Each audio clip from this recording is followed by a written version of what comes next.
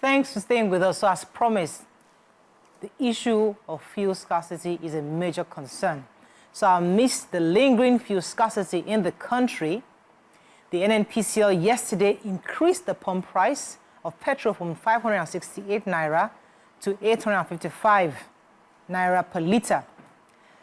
In recent months, fuel scarcity has hit major cities across the country, with attendant effects on the businesses and households across board. Also, yesterday, the chairman of Dangote Industries Limited, Aliko Dangote, officially announced the commencement of petrol production at his refinery. Now, to help Nigerians have an understanding of what is going on, there are two key issues here. The NNPCL first saying that they're owing some IOC $6 billion, and now they've increased pump price to over 800 naira per litre. And now we're supposed to be celebrating Dangote's production of refined fuel to PMS. But that, for whatever reason, we're not celebrating because there are queues in the filling stations. So joining us to give us clarity on this conversation is a journalist, Mr. Mojeeed. Jamiu, welcome to the show. Good morning. Welcome to the show to have you. Good morning. So let's start with Dangote. Then we'll come to NNPC and the issues around it, because yesterday for me was supposed to be a day of celebration, a landmark announcement, what we've been waiting for, but there was a lot of dullness. From the press briefing, Dangote said quite a few things, that his fuel would compete globally, that it will reduce the demand for forex, for principles. So much stuff was said. What are your thoughts on this, on the commencement yesterday, and how should that help us eventually? Yes, I think I congratulate Dangote for achieving that feat, despite all odds. At the point, he almost became a civil society person. I mean, Frustrated. It was frustrated. I mean, it shows that we have this cabal in the oil industry. Just, they're as vicious as what we have in the drug industry.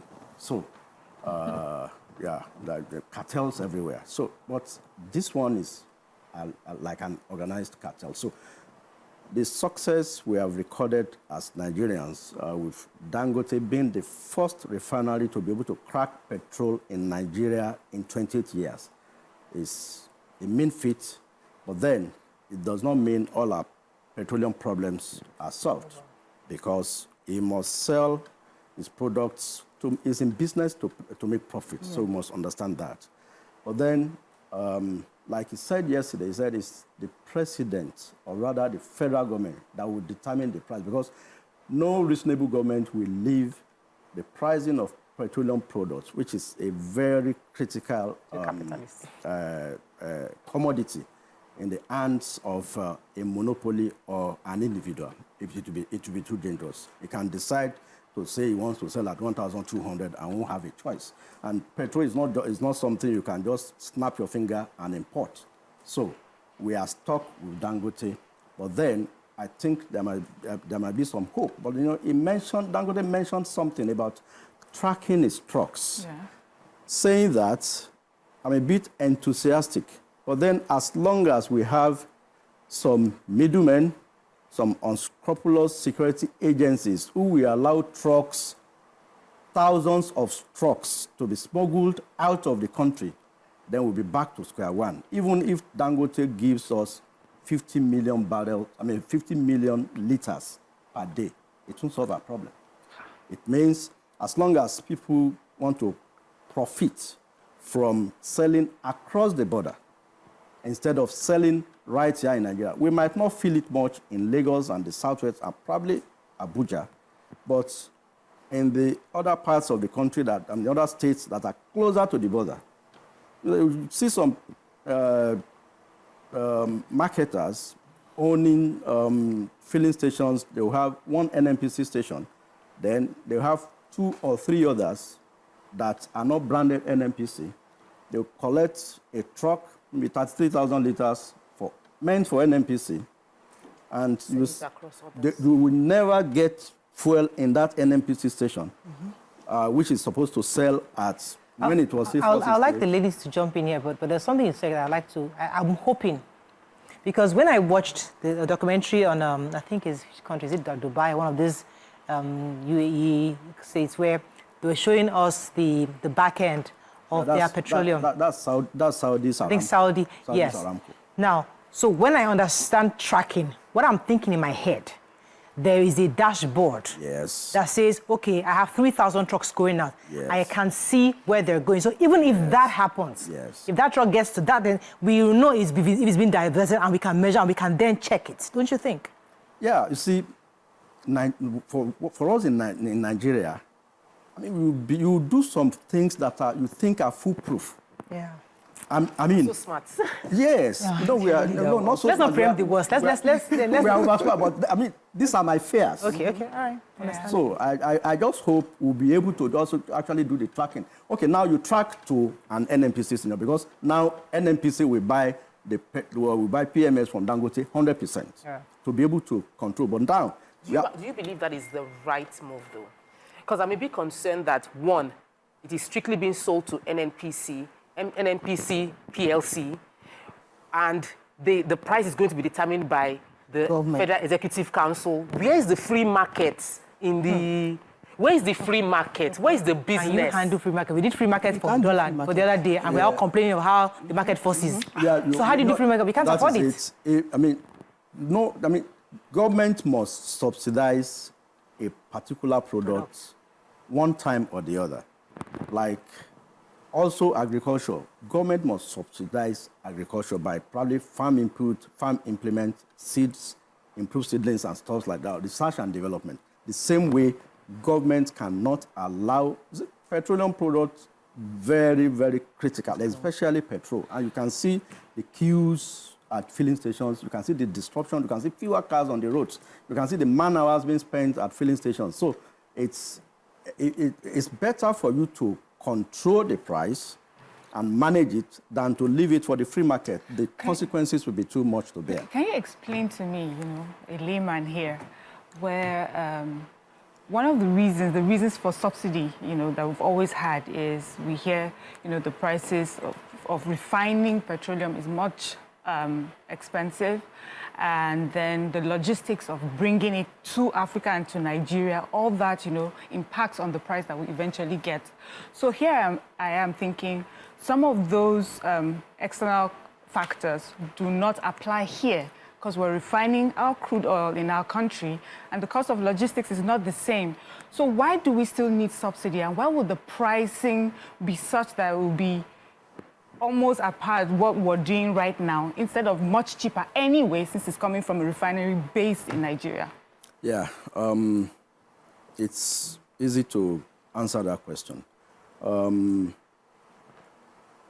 trying to look at how to break it down now. Crude oil is an international price. I mean, it's an international community. I mean, the commodity. So it's not Nigeria that determines the price. Okay. And the process of getting a barrel of crude oil, if you factor the amount you buy a rig that you use in exploring that oil, and the number of expatriates you put on the job. So the cost of getting one barrel of crude oil is put at about between $25 and $30. Okay. So, and from one barrel of crude oil, you get about 170 liters of petrol, jet A1, or diesel. Mm-hmm. So when you break this down, the process of refining, and I mean, you can see how much Dangote spent in building that refinery. Yeah. And you can see petrol is the most complex to crack, so to say. So that's why you can see Dangote's petrol, the one it displayed yesterday, almost crystal clear. That's the highest grade of petrol. And you see some diesel, it's almost brown. You can see his own diesel, almost crystal clear. So yeah, I saw that. It's the best grade, Euro standard. So it comes at a cost. So you can't... So you're saying that there's still more factors that would affect the price several anyway. factors, although we'll be able to cut some costs in terms of the cost of importation, then the cost of also storing in some tanks. Dangote has capacity to store the petroleum products that can sustain Nigeria at probably 30, 40 million liters per day for 30 days.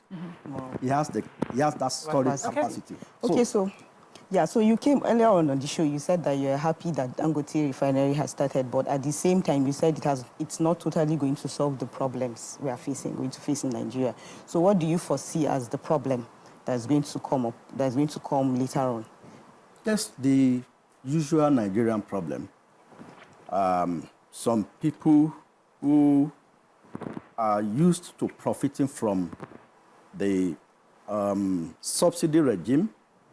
I mean, these are mostly civil servants now, and also some cabals who knows that they normally have some cuts from fuel importation. Now, that is almost eliminated.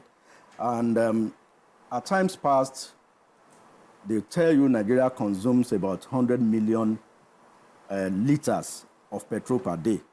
But since May 29, when Ashwadi Bola Tinubu announced a removal of the subsidy, we see that crashing down to an average of about 33, 40 million liters. So the extra 60 million or thereabout that we've been subsidizing, where were those ones going to? So that's why I said earlier that except we are able to check smuggling. So now if you stop the excess that they say we are consuming, because as of today, NNPC cannot even tell us how much we are consuming. But I think with Dangote now, since it's going to be the sole producer and supplier of PMS, we should be able to track how much volume we consume, because they said for September, it's going to be doing 25 million liters per day and graduate to 30 million liters per day in October. So we want to know if that will be sufficient or not. Let me go on a short break. When we come back, we continue this conversation. Stay with us. We'll be right back.